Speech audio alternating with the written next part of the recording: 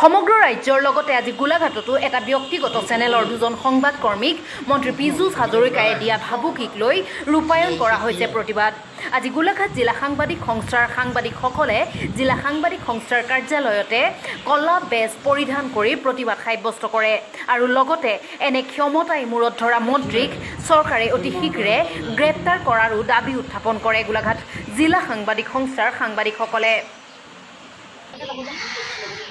আজি আমি গোলাঘাট জিলা সাংবাদিক সন্থাৰ সদস্যসকলে ক'লা বেজ পৰিধান কৰিছোঁ।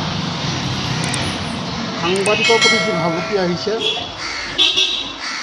এগৰাকী বিজেপিৰ প্ৰাৰ্থী পীযুষ হাজৰিকা, তেওঁ এজন মন্ত্ৰী, তেওঁ যি ফোনত আমাৰ এগৰাকী সাংবাদিকক যেনেধৰণে ভাবুকি দিছে, নহুৱে কৰি দিয়াৰ ভাবুকি দিছে, পৰোক্ষভাৱে তেওঁ হত্যা কৰাৰ ভাবুকি দিছে, অতি অসাংবিধানিক শব্দৰে তেওঁ ব্যৱহাৰ কৰিছে আৰু আমাৰ সাংবাদিকক তেওঁ তুচ্ছ তাচ্ছিল্য কৰিছে। আচলতে এইবিলাক এজন জনপ্ৰতিনিধি হ'ব বিচৰা ব্যক্তি এনে মানসিকতাক আমি গৰিহণা দিছোঁ, ধিক্কাৰ জনাইছোঁ আৰু তেওঁক অতি শীঘ্ৰে গ্ৰেপ্তাৰৰ দাবী জনাইছোঁ।